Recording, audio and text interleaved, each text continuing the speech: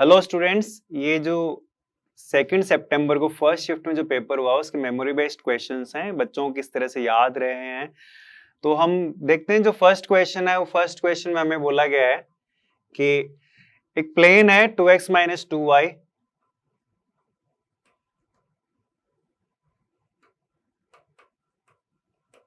Plus 4z plus 5 equal to 0 और ये point है यहाँ 1 3/2, 2। इस पॉइंट से यहां जो हमने परपेंडिकुलर ड्रॉप किया है, इस फुट ऑफ परपेंडिकुलर कोऑर्डिनेट्स पूछे गए हैं हमसे एंड ये जो परपेंडिकुलर हमने ड्रॉप किया इस परपेंडिकुलर की लेंथ पूछी गई है।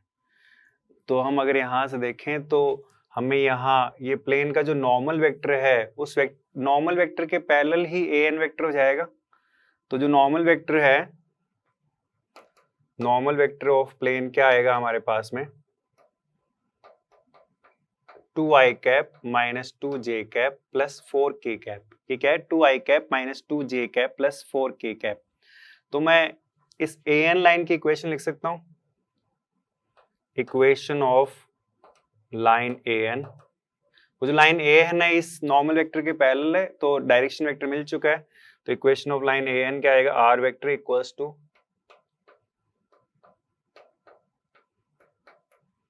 Plus lambda. अब ये लाइन की इक्वेशन आ चुकी है, तो मैं यहां से इस लाइन पे एक पॉइंट एज्यूम कर लेता हूं n और उस पॉइंट को इस प्लेन की इक्वेशन में सेटिस्फाई करा देता हूं। तो पॉइंट n के जो कोऑर्डिनेट्स आएंगे वो क्या आ जाएंगे हमारे पास में 1 plus 2 lambda 3/2 minus 2 lambda 2 plus 4 lambda. अभी जो n है इस प्लेन की इक्वेशन को सेटिस्फाई करेगा।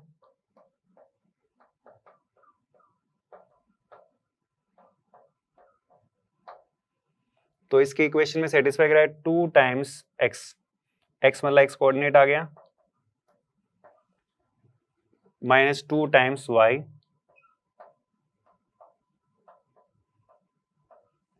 प्लस 4 टाइम्स z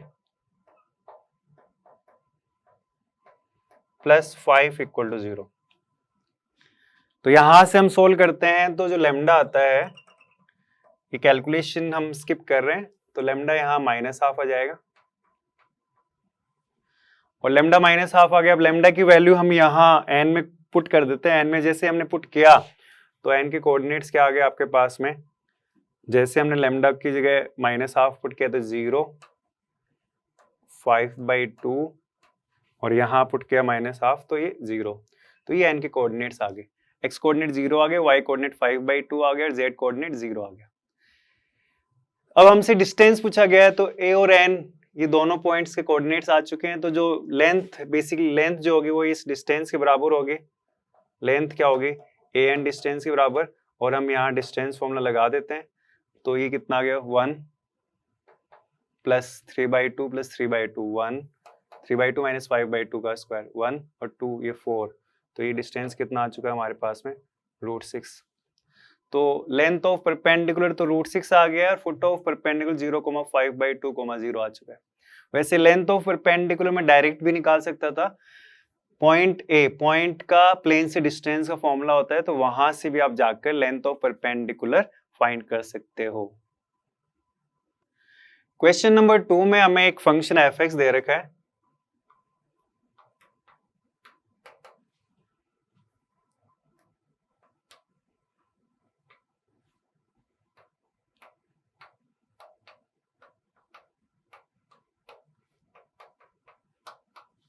इस फंक्शन के लिए मैक्सिमा और मिनिमा के पॉइंट्स पूछे गए हमसे। तो मैक्सिमा मिनिमा के पॉइंट्स निकालने के लिए हम सबसे पहले तो डिफरेंशिएट करते हैं। तो हमने डिफरेंशिएट किया x के रेस्पेक्ट में।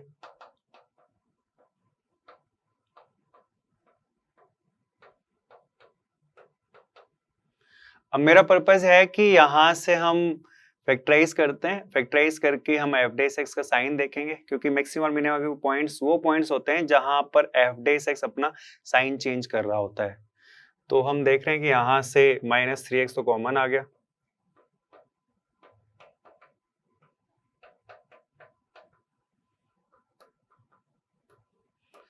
ये क्वाड्रेटिक फैक्टर्स आ गए। अब हम यहाँ अगर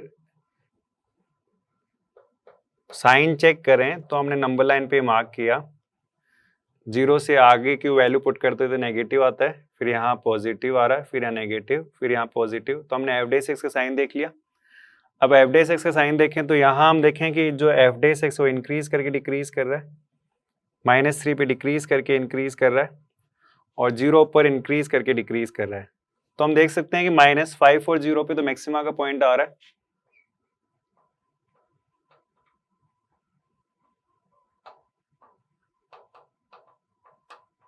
और जो मिनिमा आ रहा है वो -3 पे आ रहा है। तो इसके दो तो मैक्सिमा आ रखे हैं, एक तो -5, एक 0, और एक मिनिमा आ रखा है -3 पर। अब आपको अगर मैक्सिमा और मिनिमा पे वैल्यू भी अगर पूछी जाती है तो आप x = 0 पर f of 0 निकाल लोगे। तो जो पॉइंट्स आ रहे हैं वो क्या आ रहे हैं, मैक्सिमा के लिए तो -5 and f of -5, 0, f of 0, तो ये तो मैक्सिमा के आगे।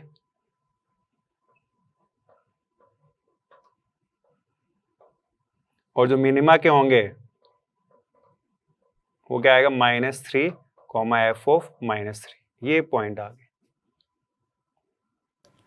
नेक्स्ट क्वेश्चन में हमें ये दे रखा है कि ये एक इनवर्स ट्रिग्नोमेट्रिक फंक्शन में इक्वेशन है और इसमें हमें x फाइंड करना है।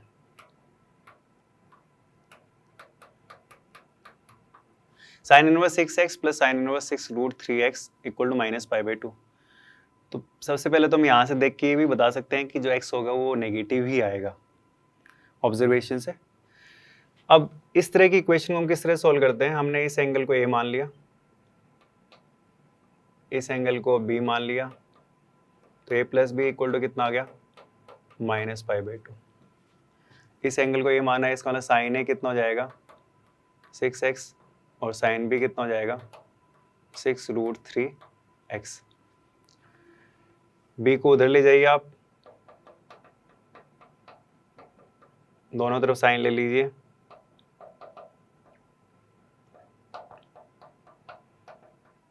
तो ये आपके पास में क्या आ गया, -cos b आ गया। साइन ए पता है, साइन b से cos b हम निकाल सकते हैं, तो cos b को क्या लिख दें हम, √1 - sin² b। तो साइन ए मतलब कितना आ गया, 6x माइनस स्क्वायरिंग कर दीजिए,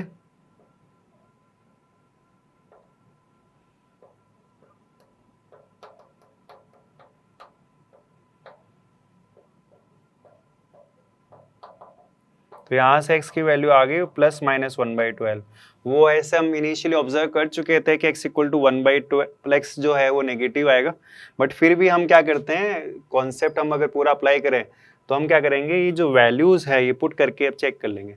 तो x = अगर हम 1/12 पुट करते हैं तो ये कितना है, sin inverse 1/2 plus sin inverse √3/2।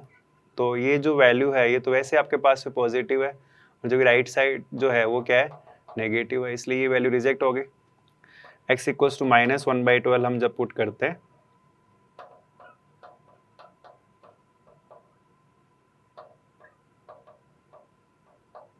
ये वैल्यू आपके पास में -π/2 आ रहा है, तो ये x = -1/12, ये इसका आंसर हो गया। नेक्स्ट क्वेश्चन में ये बोल रखा है 3 टर्म्स हैं जीपी के, उनका सम है 7s और प्रोडक्ट है 27। अब कुछ स्टूडेंट्स को तो जो s है उसकी रेंज पूछी याद है, और कुछ स्टूडेंट्स को ऐसा याद है कि s की मिनिमम वैल्यू पूछी गई है। तो हम s की रेंज निकाल लेते हैं, फिर उसके अकॉर्डिंग आप जो भी आपको क्वेश्चन में पूछा गया वो आप आंसर कर सकते हो। तो मेरे को जीपी में 3 टर्म्स माननी है, तो जो 3 टर्म्स है वो हम क्या मान लेंगे, a/r, a एंड ar। तो जो सम s है वो तो क्या हो गया, और जो प्रोडक्ट 27 है वो इनका product a/r into a into ar। तो यहाँ से हम देख रहे हैं a³ = 27, तो यहाँ से a कितना आ गया आपके पास में, 3 आ गया। a हम उठा के यहाँ रख दें,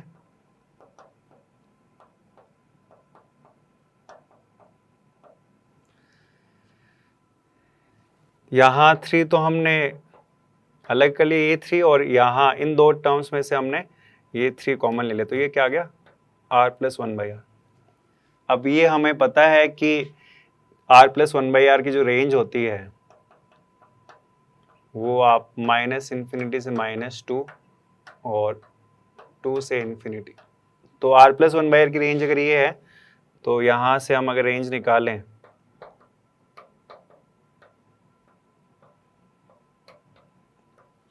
3 मल्टीप्लाई किया,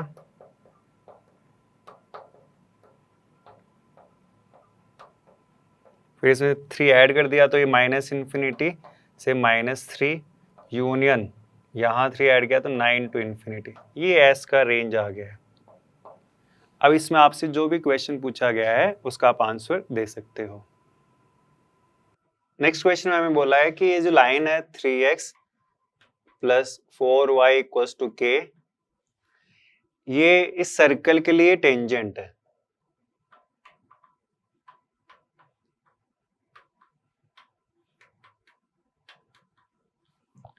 then find number of integral values of k की कितनी इंटीग्रल वैल्यूज आ रही है।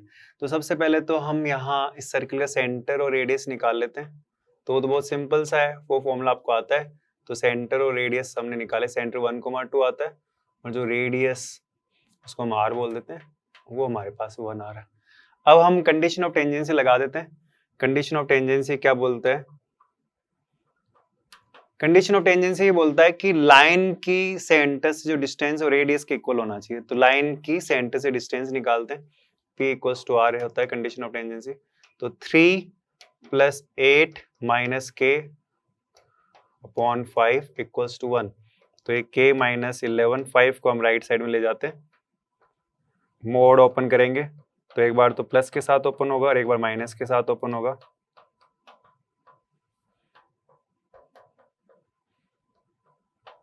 तो यहां से k की 2 वैल्यूज आ रही है, दोनों की दोनों इंटीग्रल वैल्यूज है, इसलिए नंबर ऑफ इंटीग्रल वैल्यू कितना जाएगा? 2 आ जाएगा। इस क्वेश्चन में हमें बोला गया है कि 2 बॉक्सेस हैं, बॉक्स 1 एंड बॉक्स 2। बॉक्स 1 में 30 तक की स्लिप्स लगी हुए हैं, 1 to 30 तक के नंबर्स की। बॉक्स 2 में 20 स्लिप्स हैं, उनके नंबरिंग जो है 31 to 50 है। एक एक स्लिप है, हर एक पे नंबर है। आपने एक बॉक्स रैंडमली सेलेक्ट किया है और उसमें से आपने एक स्लिप निकाल ली है। अब वो जो स्लिप आपने निकाली है उस पर जो नंबर लिखा हुआ है वो नॉन प्राइम है। Then find the probability that it is from box 1। Box 1 से होने की प्रोबेबिलिटी पूछी गई है। तो हम पहले तो इवेंट्स डिफाइन कर देते हैं। एक event A, box 1 is selected. एक event B, box 2 is selected. एक N इवेंट बोल देते हैं, number appeared on slip is non-prime। तो हमसे पूछा गया है कि अगर इवेंट n हुआ है तो a के होने के चांसेस क्या हैं, बेसिकली ये पूछा गया हमसे। तो बेसिकली ये जो क्वेश्चन है ये क्वेश्चन बेस्ड थ्योरम का है।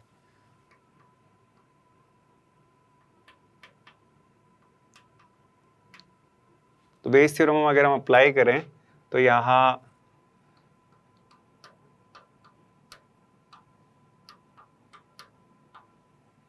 और इसको हम लिख देते हैं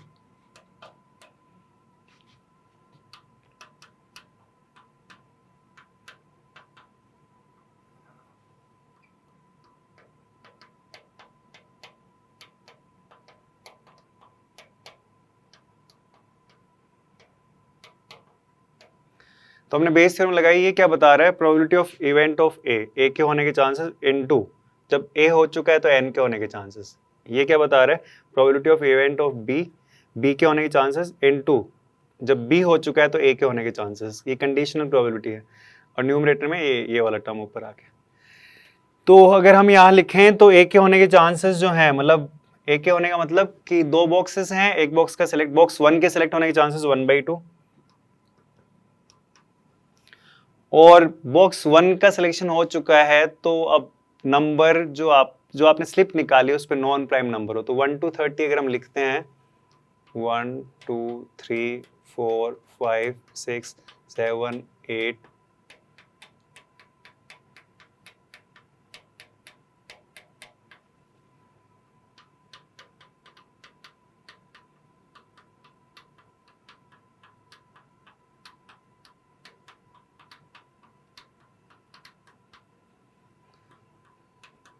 बेसिकली सारे नंबर लिख लें हम।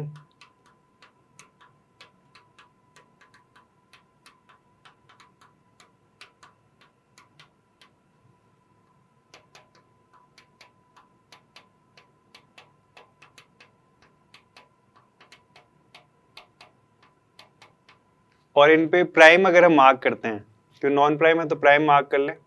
2 3 5 7 11 13 17 19 23, फिर उसके बाद में 29 31, फिर 37, फिर 41 43 47, ये है। तो एक बार हम काउंट कर लेते हैं, लगभग 50 तक 15 प्राइम होते, 3 4 5 6, ठीक है। अब 1 to 30 तक हम देखें तो 1 to 30 तक हमारे पास जो प्राइम्स आ रहे हैं वो 10 प्राइम्स हैं, इसका मतलब 20 नॉन प्राइम्स हैं। तो अब 1 to 30 में से आप नंबर सेलेक्ट करो, उसके नॉन प्राइम होने के जो चांसेस हैं वो क्या होंगे, 20/30। बॉक्स 2 के सिलेक्ट होने के चांसेस 1/2। अब 31 to 50 में अगर हम देखें तो हमारे पास में 5 प्राइम है, तो बाकी बचे 15 नॉन प्राइम, तो नॉन प्राइम के सिलेक्ट होने के चांसेस, और ये वाला टर्म ऊपर आ जाएगा 1/2 इंटू 20/30। लिमिट का एक सिंपल सा क्वेश्चन है ये, इसमें दे रखा है लिमिट x अप्रोचिंग 1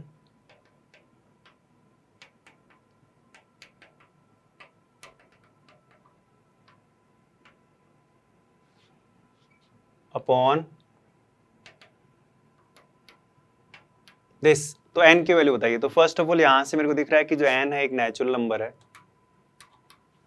तो अगर n की कोई ऐसी वैल्यू आती है जो नेचुरल नंबर नहीं है तो उसको हम रिजेक्ट कर देंगे। अब ये एग्जैक्टली सेम क्वेश्चन आपको क्लास नोट्स वगैरह में करवा चुके हैं, बस ये जो यहाँ 820 इसकी जगह वैल्यू चेंज हो जाती है। मैं इस n को 1 1 करके सबके साथ डिस्ट्रीब्यूट कर दूंगा और सबको सेपरेट कर लूंगा।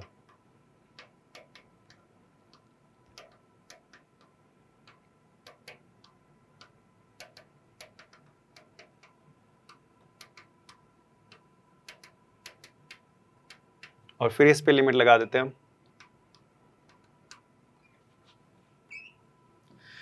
ये लिमिट 1 आ गई, ये लिमिट 2 आ जाएगी, ये लिमिट 3 आ जाएगी, अप टू ये लिमिट n आ गई। 1 से n तक का सम हमें पता है,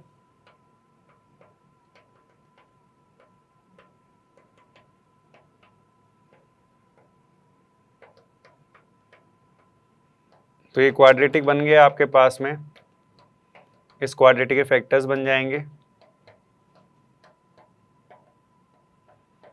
तो यहां से जो है आपके पास में n की एक तो वैल्यू आती है -41 और एक वैल्यू आती है 40। तो हम देख सकते हैं -41 जो नेचुरल नंबर नहीं है, तो ये रिजेक्ट हो गया और ये आंसर आ गया n = 40। नेक्स्ट क्वेश्चन में हमें बोला गया है कि एक प्लेन है जो इस लाइन के पैरेलल है, इस लाइन का नाम हम दे देते हैं L, और वो प्लेन 2 पॉइंट से पास कर रहा है। तो ये 2 पॉइंट्स आ गए यहाँ P एंड Q, इनके कोऑर्डिनेट्स हमें दे रखे हैं। P जो दे रखा है दैट इज 2, 2, 1, और Q जो दे रखा है दैट इज 2, 1, 2। और ये जो प्लेन है इन दोनों पॉइंट से पास कर रहा है, इस लाइन के पैरेलल है। अब हमें प्लेन की इक्वेशन निकालनी है, तो प्लेन की इक्वेशन के लिए हम क्या करते हैं, प्लेन के नॉर्मल वेक्टर को फाइंड करने का ट्राई करते हैं। तो हम यहाँ से देख सकते हैं कि जो नॉर्मल वेक्टर है that is perpendicular to PQ vector, और लाइन के पैरेलल है प्लेन, इसका मतलब नॉर्मल वेक्टर जो है वो लाइन के भी परपेंडिकुलर है। तो लाइन का डायरेक्शन वेक्टर निकालने के लिए पहले तो हम लाइन को सिमेट्रिक फॉर्म में लिखते हैं। तो 2x = 3y, इसका मतलब x/3 = y/2, और फिर यहाँ से z - 1/0। तो ये लाइन का यहां से डायरेक्शन वेक्टर क्या आ गया, लाइन का जो डायरेक्शन वेक्टर है वो आपके पास है 3i cap plus 2j cap plus 0k cap. P Q vector निकाल सकते हैं हम। पी क्यू जो वेक्टर आएगा पी और क्यू को ज्वाइन करने वाला, तो वो जो आ रहा है वो क्या आ रहा है 0 -1 1। ठीक है। अब नॉर्मल वेक्टर जो है वो इन दोनों इस पी क्यू वेक्टर और इस डायरेक्शन वेक्टर दोनों के परपेंडिकुलर है, तो नॉर्मल वेक्टर हम निकाल सकते हैं क्रॉस प्रोडक्ट से। Cross product P Q vector और इसका क्रॉस प्रोडक्ट लिया, तो ये तो आई जे के, फिर हमने डायरेक्शन वेक्टर लिख दिया इस सेकेंड रो में, और फिर हमने यहाँ इसका पी क्यू वेक्टर लिख दिया 0 -1 1। तो ये जो नॉर्मल वेक्टर आता है 2i कैप -3j कैप फिर -3k कैप। ठीक है। तो नॉर्मल वेक्टर आ चुका है, तो इक्वेशन ऑफ प्लेन हम लिख सकते हैं।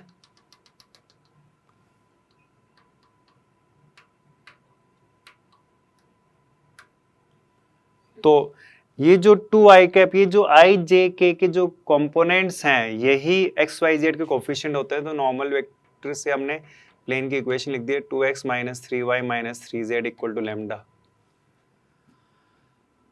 अब लैम्डा फाइंड करने के लिए हम p या q कोई सा एक पॉइंट सेटिस्फाई करा देते हैं।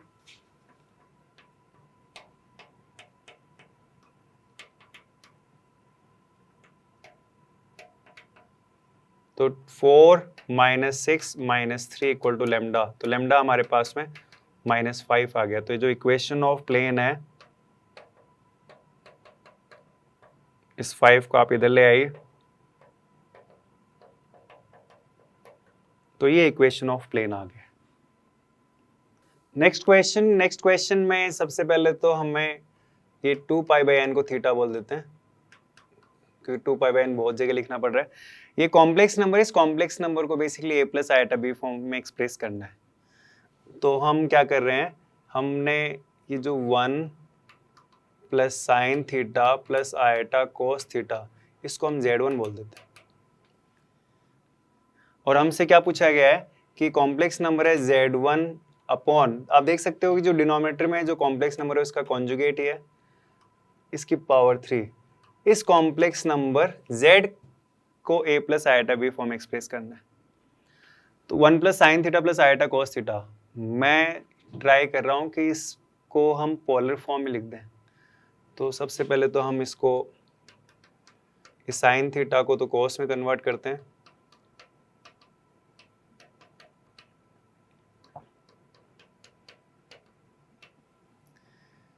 फिर 1 + cos थीटा, तो 2 cos स्क्वायर हाफ एंगल हो जाएगा ये,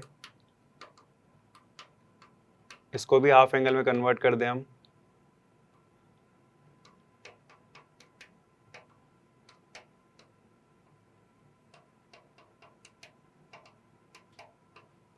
यहां से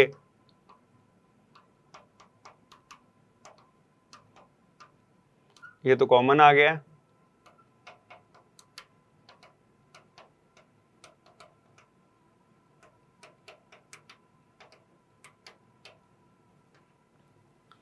तो ये पोलर फॉर्म में आ गया। तो इसको हम एक्सपोनेंशियल फॉर्म में लिख देते हैं, ये z1 है।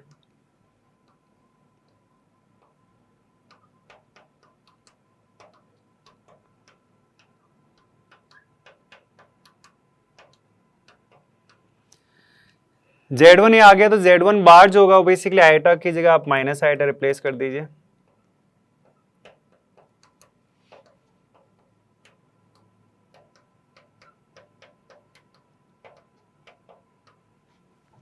फिर z1 अपॉन z1 बार कितना हो जाएगा,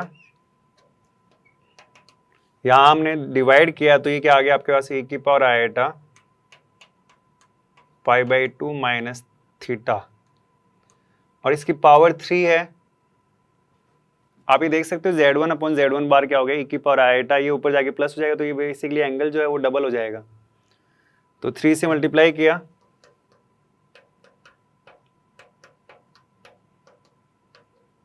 हम देख सकते हैं थीटा जो है 2π/n, 2π/n मतलब थीटा जो है वो 40 डिग्री है। तो हम यहां रखें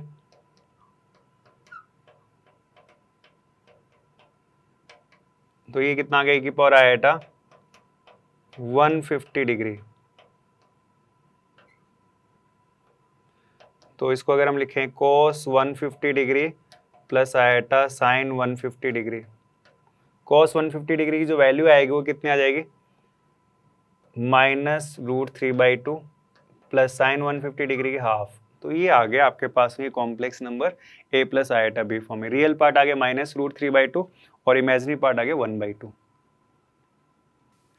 जो ये क्वेश्चन है ये डिफरेंशियल इक्वेशन का है। डिफरेंशियल इक्वेशन के इस क्वेश्चन में हमें ये बोला है कि एक कर्व है जो इस डिफरेंशियल इक्वेशन को सेटिस्फाई कर रहा है,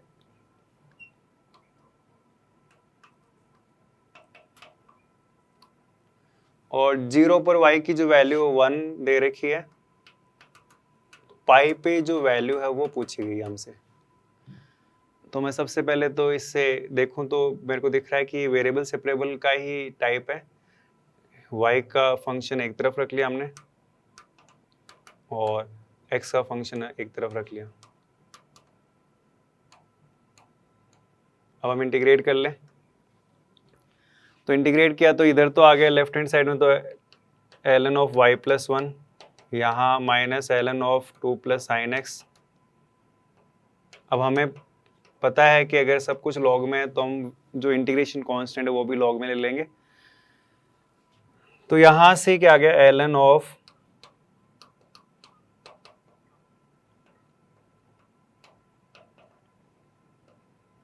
तो यहां से y plus 1 equals to c upon 2 plus sine x। अब इंटीग्रेशन कांस्टेंट निकालने के लिए हमें दे रखा है कि x इक्वल टू 0 पे y 1 है, तो इसमें अगर हम पुट करें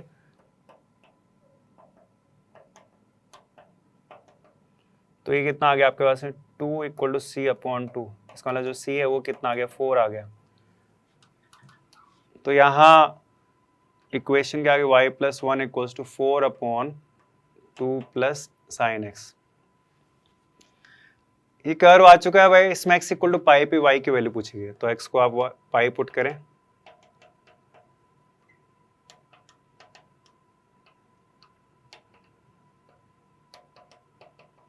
तो यहाँ से y की वैल्यू कितनी आ गई, 1 आ गई। तो x इक्वल टू पाई पे जो y की वैल्यू आ रही है वो 1 आ रही है। मैथमेटिकल रीजनिंग के इस क्वेश्चन में हमें एक कंडीशनल स्टेटमेंट दे रखा है, if I reach the station on time then I will catch the train. और इस कंडीशनल स्टेटमेंट का हमें कॉन्ट्रा पॉजिटिव पूछा गया है। तो कंडीशनल स्टेटमेंट सबसे पहले तो हम इनको नाम दे देते हैं।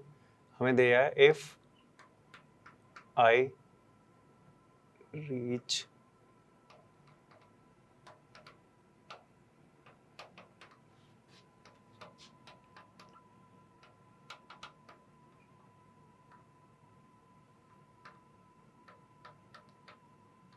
ये दिया है।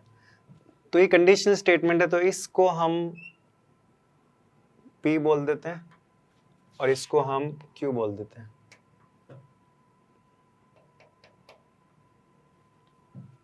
जो P है वो P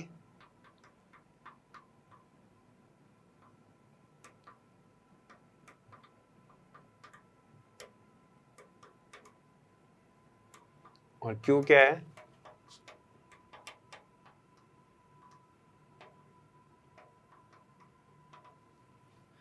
तो हमें पूछा गया है, हमें ये दे रखा है P इम्प्लाइज Q। अब इसका जो कॉन्ट्रापोजिटिव होता है,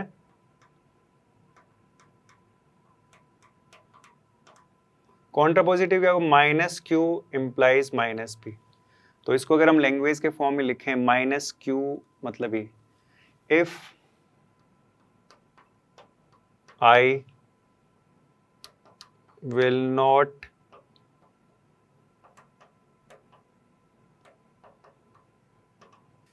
कॉन्ट्रापोजिटिव लिखें तो क्या, if I will not catch the train I do not reach the station on time.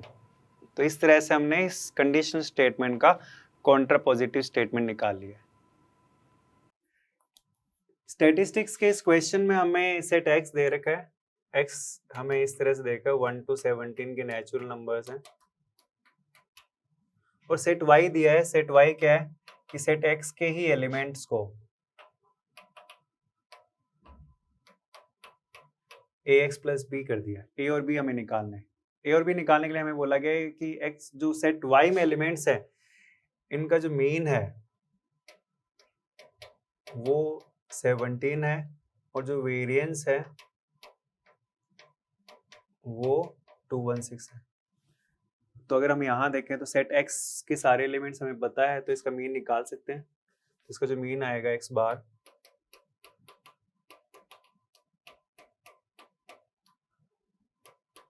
तो मीन हमें 9 मिल गया है। तो x का मीन, अगर सेट x का मीन 9 है, अब अगर हम a से मल्टीप्लाई करके b ऐड करते हैं तो मीन भी क्या होगा, वो भी a से मल्टीप्लाई हो जाएगा और b उसमें ऐड हो जाएगा। तो 9a प्लस b इज 17। ठीक है, वेरिएंस निकालें। वेरिएंस क्या होगा, सिग्मा बाई 17 माइनस मीन का स्क्वायर। और वेरिएंस यहां से अगर हम देखें 1 square plus 2 square up to 17 square upon 17। तो 1 से 17 तक स्क्वायर्स का सम है, फॉर्मूला लगाया n plus 1 2n plus 1 by 6 और ये 17। तो 17 से 17 कैंसिल 3, तो ये कितना है 3 इंटू 35 मतलब 105 माइनस 81। तो ये जो वेरिएंस है वो 24 आ गया। अब मैं अगर b ऐड करता हूं तो वेरिएंस पे कोई इफेक्ट नहीं पड़ता है, बट a से मल्टीप्लाई किया तो वेरिएंस जो होगा वो a स्क्वायर से मल्टीप्लाई हो जाएगा। तो यहाँ अगर हम देखें वेरिएंस जो है, वेरिएंस यहाँ 24 है तो 24 a स्क्वायर ये y का वेरिएंस हो जाएगा। और ये कितना दे रखा है 216। क्वेश्चन में हमें a पॉजिटिव दे रखा है तो यहाँ से जो a है वो प्लस माइनस 3 आता है, पॉजिटिव दे रखा है, दैट मीन्स a जो आएगा वो 3 आएगा। और यहाँ पुट कर दीजिए आप ये वैल्यू, तो जो b आएगा वो b जो है आपके पास में 17 माइनस 27 माइनस 10 वैल्यू हो जाती है। तो a आ गया 3 और b आ गया -10। नेक्स्ट क्वेश्चन ये डेफिनेट इंटीग्रेशन का है, हमसे इस इंटीग्रल की वैल्यू पूछी गई है।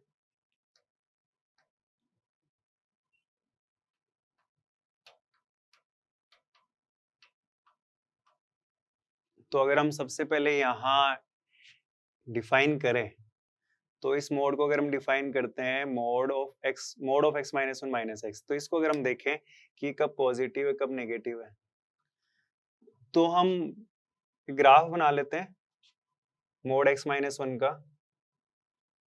मोड x माइनस 1 का ग्राफ है। फिर हम यहाँ y इक्वल x का ग्राफ बना लेते हैं। तो y इक्वल x का जो ग्राफ होगा वो ये डॉटेड से हमने y इक्वल x का ग्राफ बना लिया। अब हम अगर देखें तो मोड ऑफ x माइनस 1 जो है वो x से कब बड़ा है, तो हम देख सकते हैं कि 0 टू हाफ में तो मोड ऑफ x माइनस 1 बड़ा है और हाफ से आगे जो है वो x बड़ा है। तो ये आप देखिए 0 टू हाफ में जो बिहेवियर होगा वो अलग होगा। तो 0 टू हाफ में तो मोड ऑफ x माइनस 1 जो है वो x से बड़ा है, इसका मतलब ये जो है ये इस तरह से ओपन हो जाएगा।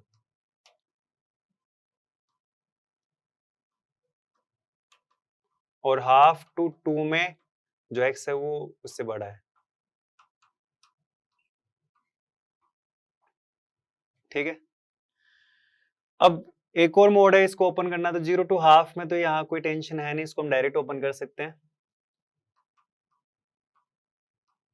0 टू हाफ में x माइनस 1 जो है वो नेगेटिव आएगा तो ये 1 माइनस एक्स से ओपन हो जाएगा।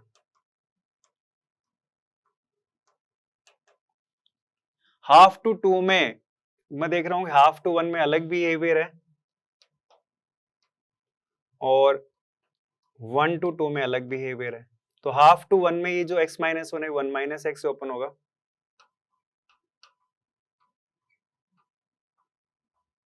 और 1 टू 2 में x माइनस 1 से ओपन हो जाएगा।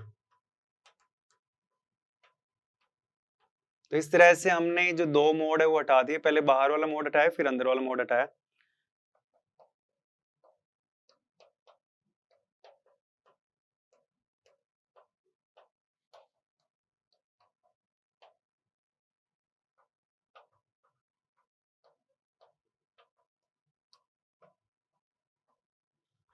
अब आप इंटीग्रेशन कर लीजिए।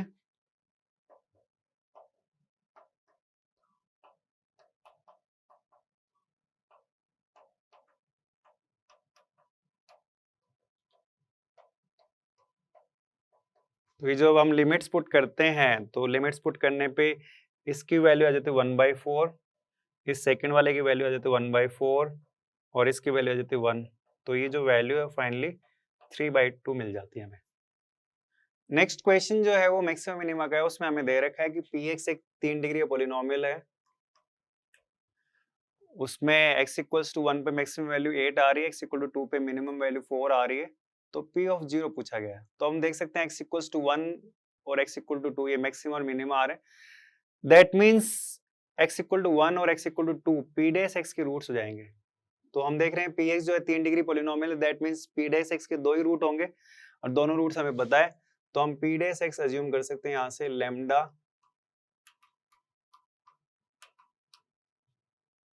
p डैश x को हमने लिखा, एक्सपेंड किया। एक्सपेंड इसलिए किया क्योंकि हमें यहाँ से px ही होगा, तो px के लिए हमें इंटीग्रेशन करना पड़ेगा। अब इंटीग्रेट कर लेते हैं, तो इंटीग्रेट किया तो px कितना आ गया, लैम्डा x स्क्वायर का तो x³ 3, यहाँ से 3x²/2, यहाँ से 2x और फिर इंटीग्रेशन कांस्टेंट। हमसे पूछा गया है p ऑफ 0 मतलब c की वैल्यू पूछी गई हमसे, ये पूछा गया है, ठीक है। अब हमारे पास में एक इंफॉर्मेशन है कि x इक्वल्स टू 1 पे जो वैल्यू आ रही है वो 8 आ रही है। तो इसमें हम सबसे पहले x इक्वल्स टू 1 पुट कर देते हैं, तो यहाँ तो 8 आ गया।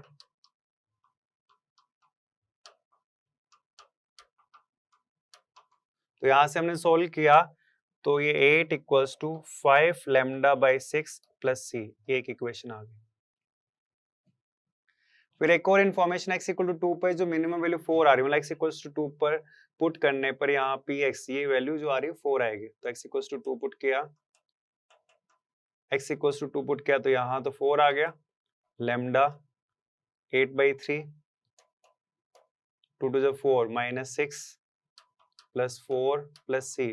तो यहाँ से जो इक्वेशन आती है वो दो इक्वेशन, दो अननोन्स, यहाँ से हम c और लैम्डा निकाल लेंगे। तो फर्स्ट माइनस सेकंड किया तो लैम्डा जो आ रहा है वो हमारे पास में 24 आ जा रहा है और यहाँ पुट किया तो c आ जा रहा है -12।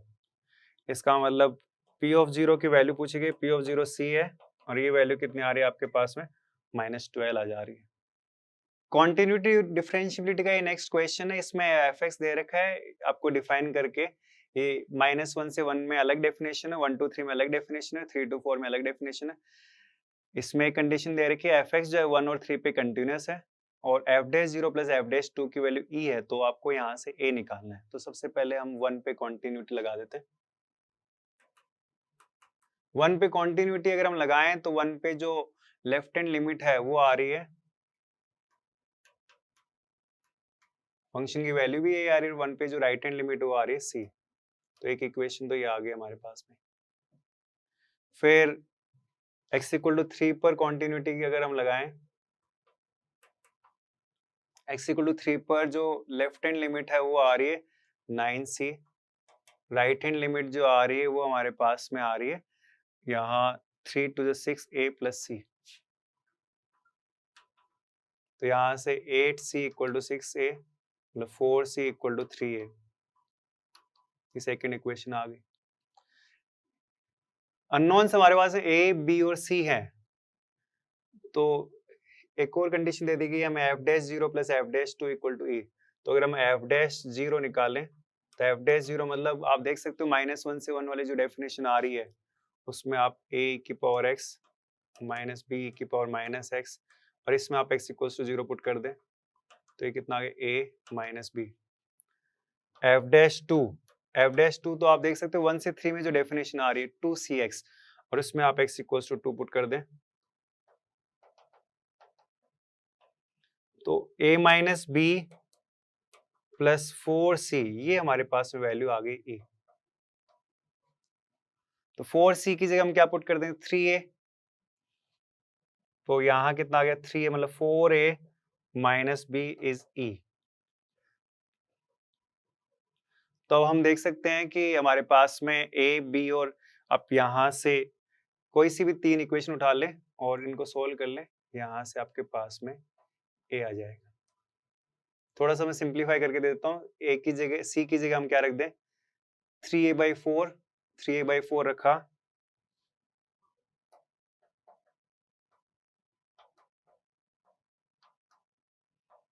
तो अब यहाँ से 2 इक्वेशन है और 2 अननोन से सोल्व कर लीजिए, तो यहाँ से ए आ जाएगा।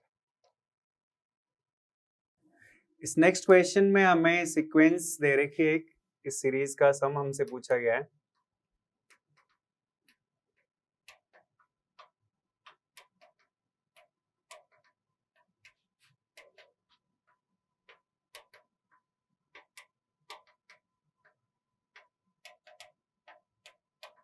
इनफाइनाइट टर्म्स तक दे रखा है।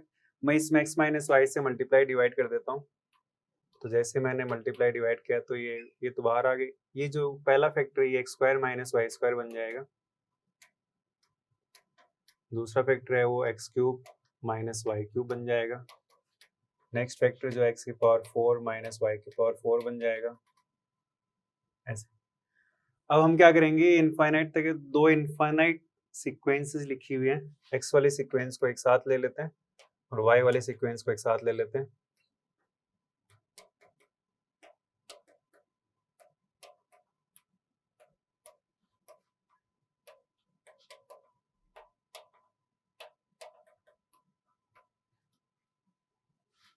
इस इनफाइनाइट जीपी का सम लिखें और फिर ये इनफाइनाइट जीपी का सम लिखते हैं।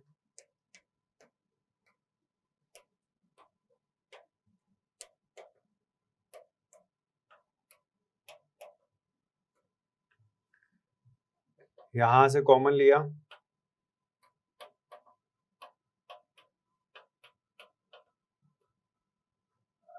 डिनोमिनेटर में जो है वो एक तो x माइनस वाई आ गया, एक 1 माइनस एक्स, एक 1 माइनस वाई। ओपन किया,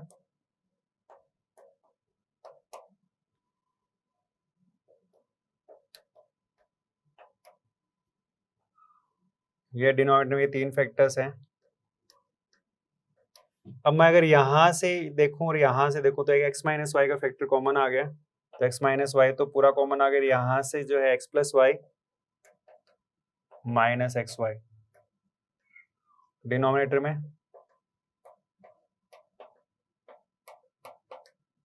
ये आ गया।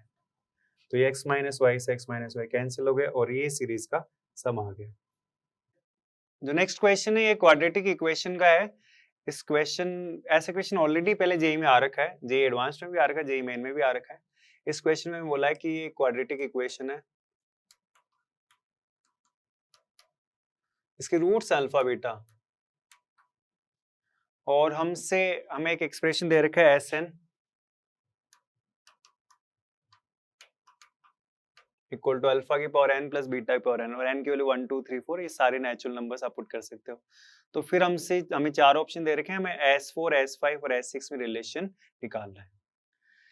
तो सबसे पहले तो हम देखें अल्फा जो है इसको सेटिस्फाई करेगा, 5 alpha square plus 6 alpha minus 2 equal to 0, और बीटा भी सेटिस्फाई करेगा, 5 beta square plus 6 beta minus 2 equal to 0। अब मैं यहाँ से अल्फा की पावर n है, इसमें अल्फा की पावर n माइनस 2 अलग कर लेता हूँ और अल्फा स्क्वायर अलग कर लेता हूँ।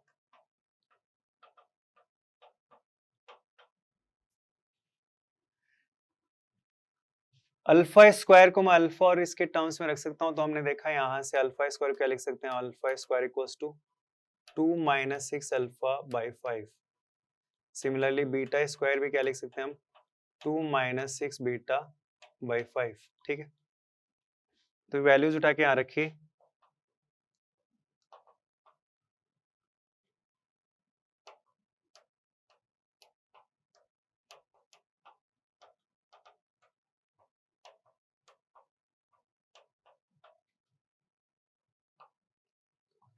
फ्रैक्शंस हम जनरली अवॉइड करते हैं कैलकुलेशन करने में, इसलिए 5 को मैं लेफ्ट साइड में ले जाता हूँ। 5 SN इक्वल्स टू, ये कितना आ गया, 2 अल्फा की power n minus 2 minus 6 alpha की पावर n माइनस 1, और यहाँ ओपन किया ब्रैकेट 2 बीटा की power n minus 2 minus 6 beta की पावर n माइनस 1। ये n-2 वाली पावर्स एक तरफ ले ली, एक साथ ले लिया हमने, और n-1 वाली पावर्स एक साथ ले ली।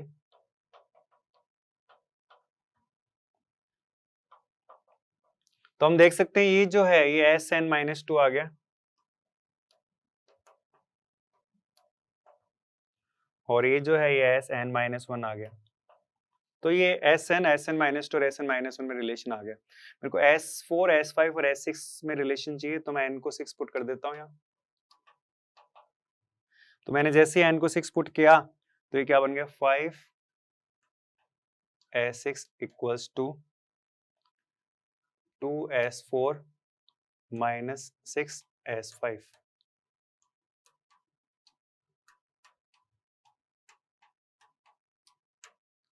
और अब यहां से आप ऑप्शंस चेक कर लीजिए।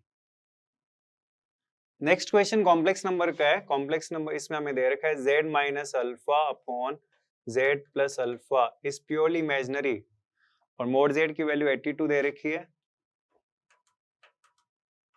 और मोड अल्फा पूछा गया है। तो अगर ये प्योरली इमेजिनरी है, इसका मतलब इस कॉम्प्लेक्स नंबर का और इसके कॉन्जुगेट का सम 0 आएगा। इस कॉन्जुगेट को हम डिस्ट्रीब्यूट कर देते हैं, तो z minus alpha upon z plus alpha और z bar minus alpha bar upon z bar plus alpha bar. LCM लिया,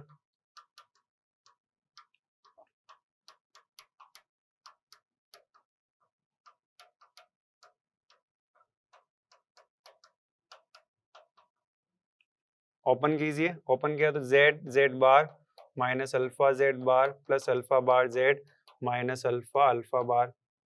ये फर्स्ट ब्रैकेट आ गया। Second bracket z bar plus alpha z bar minus alpha bar z minus alpha alpha bar. हम देख रहे हैं ये वाली टर्म इससे कैंसिल होगी, ये वाली टर्म इससे कैंसिल होगी, तो ये क्या आ गया, 2z bar equal to 2 alpha alpha bar. 2 से 2 कैंसिल हो गया, mod z square equal to mod alpha square. तो यहाँ से हम क्या लिख सकते हैं, mod alpha is equal to mod z, और मोड z की वैल्यू हमें दे रखी है 82। तो काफी सिंपल सा क्वेश्चन था। इसमें हमने जो कॉन्सेप्ट यूज किया है, वो कॉन्सेप्ट कौन सा यूज किया है, प्योरली इमेजिनरी का। कोई भी कॉम्प्लेक्स नंबर प्योरली इमेजिनरी, इसका मतलब उस कॉम्प्लेक्स नंबर का उसके कॉन्जुगेट का जो सम है वो क्या होना चाहिए, 0 होना चाहिए। जो नेक्स्ट क्वेश्चन है वेक्टर का है। इसमें दे रखा है a cap b cap c cap unit vectors है, और एक एक्सप्रेशन की वैल्यू हमें दे रखी है।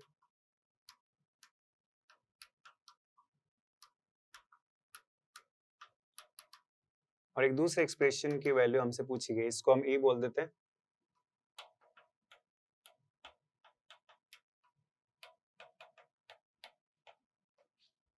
तो इसमें हम जो कॉन्सेप्ट यूज करेंगे मैग्नीट्यूड स्क्वायर, इसका हम ये यूज करते हैं कि अगर कोई भी वेक्टर का स्क्वायर है, इसका मतलब उस वेक्टर का हम खुद के साथ डॉट ले देते हैं।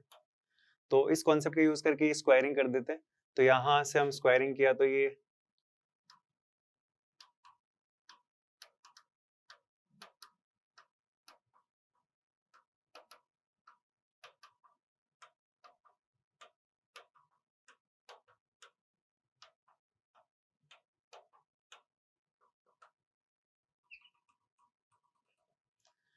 तो a dot a 1, b dot b 1, तो 1 plus 1 minus 2 a dot b plus 1 minus 2 a dot c equals to 8। तो यहाँ से a dot b plus a dot c की वैल्यू आ जाती है, a dot b plus a dot c की value आ जाती है -2। अब इस एक्सप्रेशन को अगर हम देखें,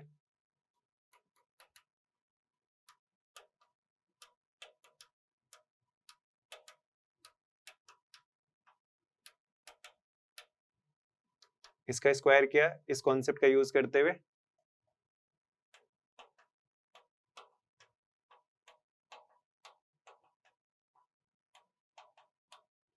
ठीक है। a डॉट a की वैल्यू और यहाँ पुट किया तो कितना आ गया, e।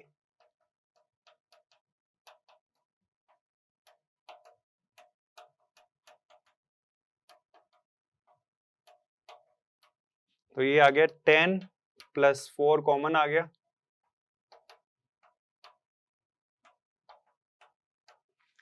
तो a dot b plus a dot c की वैल्यू हमें ऑलरेडी दे रखी है, तो ये वैल्यू उठा के अपने यहाँ रखी, तो इस एक्सप्रेशन की वैल्यू हमें मिल गई है।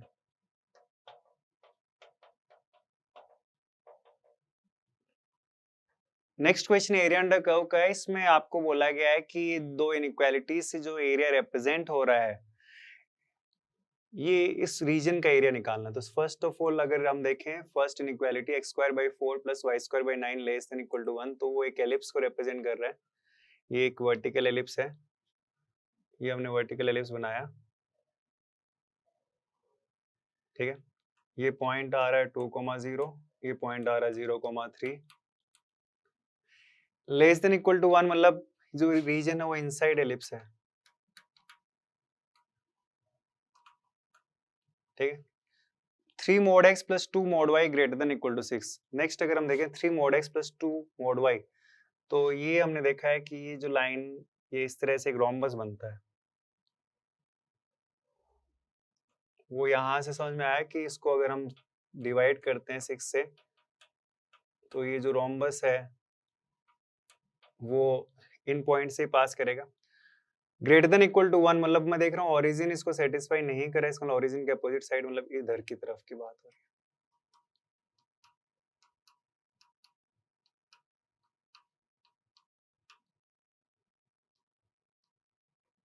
ठीक है। एलिप्स के अंदर होना चाहिए, इस रोम्बस के बाहर होना चाहिए। तो हमसे जो रीजन पूछा गया है वही रीजन, रिक्वायर्ड रीजन ये आ रहा है।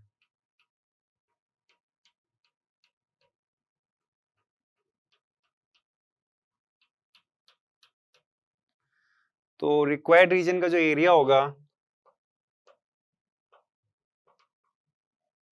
वो क्या होगा, एरिया ऑफ एलिप्स, एलिप्स का एरिया, उसमें से इस रोम्बस का एरिया हटा दें,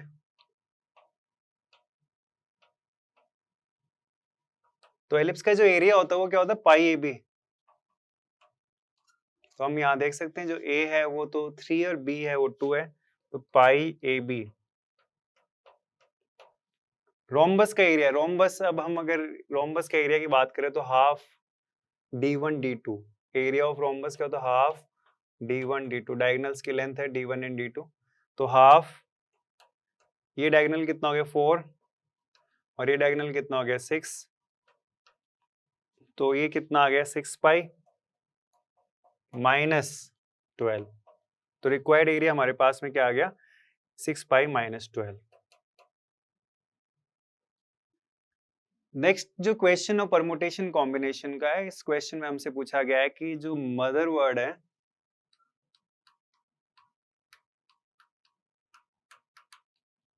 इसके लेटर्स का यूज करते हुए जितने भी 6 लेटर वर्ड्स बन रहे हैं उन सारे वर्ड्स को आप डिक्शनरी में अरेंज कीजिए, और डिक्शनरी में अरेंज करने के बाद में जो ये वर्ड आता है, ये पर्टिकुलर वर्ड है, इसकी रैंक क्या है। तो वैसे तो मदर की रैंक फर्स्ट होती है, बट हमें वर्ड्स के हिसाब से देखना है। तो हम क्वेश्चन अगर सोल्व करें तो सबसे पहले तो हम क्या करेंगे, इन लेटर्स को अल्फाबेटिकल ऑर्डर में अरेंज करते हैं। सबसे पहले आएगा ई, फिर एच, फिर एम, फिर ओ, फिर आर, फिर टी। ई से स्टार्ट होने वाले वर्ड्स की बात करें अगर हम, तो सबसे यहाँ हमने ई रख दिया, तो बाकी जो 5 पोजीशन है उनको अरेंज करने के लिए 5 फैक्टोरियल वेज हो गए, दैट मींस 120। 120 वर्ड्स ऐसे हैं जो ई से स्टार्ट हो रहे हैं। उन 120 वर्ड्स में मदर वर्ड नहीं मिल रहा है हमें। फिर हमने एच से स्टार्ट होने वाले देखे, तो एच से स्टार्ट होने वाले भी 120 है, तो इन 120 वर्ड्स में भी मदर नहीं है। फिर उसके बाद में हमने एम से स्टार्ट होने वाले देखे, तो एम से स्टार्ट होने वाले जो वर्ड्स हैं उनमें एक वर्ड आ रहा है मदर। तो अब हम एम से स्टार्ट होने वाले जो 120 वर्ड्स हैं उनमें अगर हम लिखें तो सबसे पहले एम ई से स्टार्ट होने वाले, तो अब 4 पोजीशन बच गई। 4 पोजीशन पे अरेंज करने के जो नंबर ऑफ वेज है वो फैक्टोरियल 4 24। फिर एम ई वाले आओगे तो फिर अगला जो टर्न आता है वो एम एच वाला आएगा, यहाँ फैक्टोरियल 4, फिर एम ओ वाला। तो एम ओ से जो स्टार्ट हो रहे हैं 24 वर्ड्स उनमें मदर आ रहा है, तो उन 24 वर्ड्स को हम वापस से लिखना स्टार्ट करें। तो एम ओ से स्टार्ट है तो इस पोजीशन पे सबसे पहले ई आएगा, फैक्टोरियल 3 6, फिर एम ओ के बाद में ई आ गया तो M O H factorial 3, M O H आ गया तो फिर एम ओ आर फैक्टोरियल 3, फिर एम ओ आर आ चुका तो एम ओ टी। तो एम ओ टी से जो स्टार्ट होने वाले जो 6 वर्ड्स हैं उनमें मदर आ रहा है, तो एम ओ टी से स्टार्ट होने वाले 6 को लिखें तो सबसे पहले यहाँ ई आएगा 2, फिर एम ओ टी के बाद में यहाँ एच आएगा। तो एम ओ टी एच से स्टार्ट होने वाले जो 2 वर्ड्स हैं उनमें मदर है, तो ये सबसे पहला वर्ड ही मदर आ गया। तो अगर हम यहाँ इन सब का काउंट करें तो 240, फिर ये 48, फिर 18, ये कितना 48 और 18 कितना हो गया आपके पास में 64, 240, 64, 304, 306, 308 और 309। तो जो मदर की रैंक है डिक्शनरी में रैंक की बात हो रही है, तो वो आ रही है 309th रैंक आ रही है। Next question sequence and progression का है। इसमें हमें बोल रखा है कि 2 नंबर्स x एंड y, ये ABC इनके बीच में अरिथमेटिक मीन है। इसका मतलब ये जो है ये AP में आ जाएंगे। ये प्रॉपर्टी हमें बताया कि sum of an arithmetic means between 2 numbers is, sum of an arithmetic means between 2 numbers is n times their single arithmetic mean. तो a plus b plus c 15 है, तो यहां से x प्लस वाई जो है वो हमारे पास में 10 आ जाता है। फिर p क्यू और हार्मोनिक मीन है, that means 1 upon x, 1 upon p, 1 upon q, 1 upon r and 1 upon y, ये hp में आ जाएंगे। ये नोट हमने पढ़ा है कि sum of reciprocals of an harmonic mean is n times reciprocal of their single harmonic mean. तो ये 5/3 हमें दे रखा है, 3x plus Y upon 2xy। तो x प्लस वाई की वैल्यू उठा के 10 रखी, तो यहां से x इंटू वाई जो आता है वो 9 आता है। तो 2 नंबर्स का सम हमें 10 दे रखा है और उनका प्रोडक्ट हमें 9 दे रखा है। तो इक्वेशन हम यहाँ से y की वैल्यू उठा के रखें तो जो नंबर्स आते हैं हमारे पास में यहाँ वो 1 एंड 9 आ जाते हैं। 1 एंड 9 बोल दो या 9 एंड 1 बोल दीजिए।